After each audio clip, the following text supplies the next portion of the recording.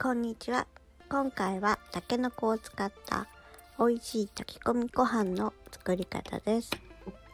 まずはじめに人参を食べやすい大きさにカットします。だいたい8ミリ角ぐらいがいいかと思います。たけのこも同じくらいの大きさにサイズを揃えます。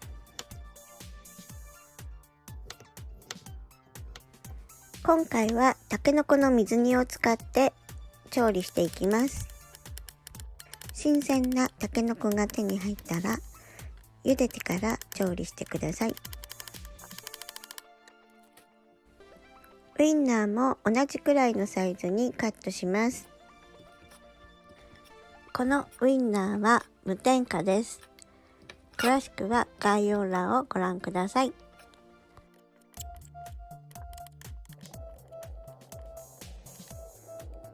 まずフライパンを熱してサラダ油大さじ1で人参を炒めていきます。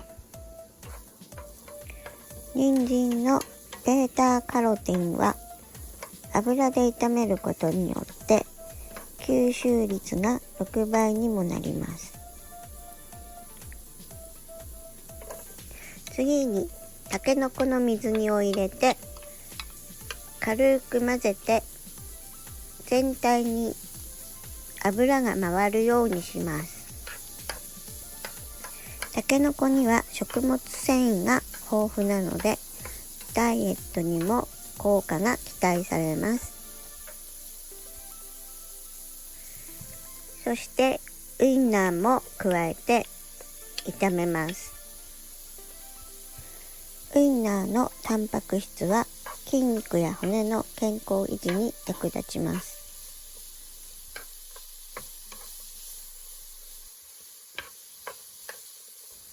ある程度炒まったら調味料を入れていきます。砂糖大さじ1、みりん大さじ1、塩コショウ少々、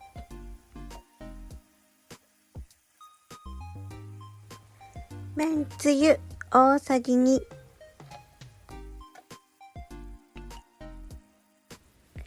オイスターソース大さじ1、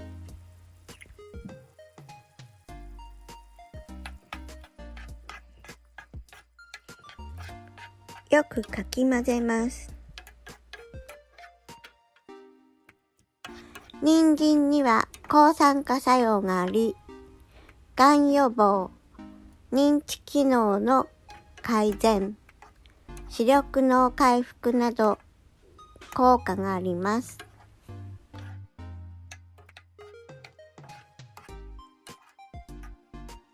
人参が苦手で普段食べない人もこの方法で食べてみてください。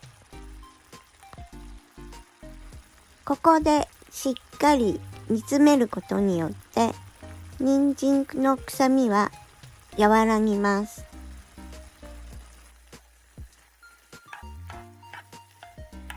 このくらいきつね色になったら火を止めて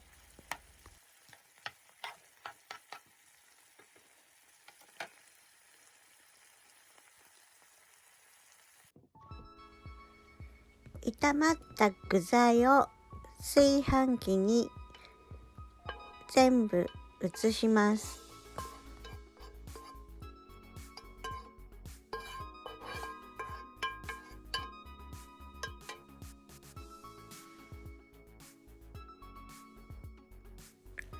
あらかじめ洗っておいたお米2合を上にかぶせます。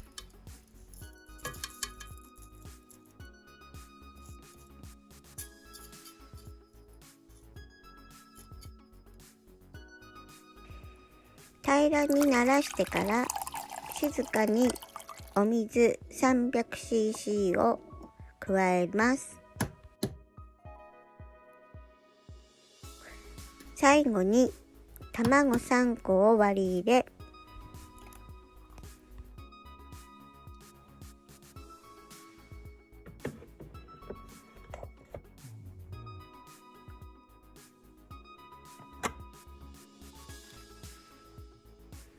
炊飯器の炊飯のボタンを押して普通に炊きます。炊き上がりました。卵を切るようにかき混ぜます。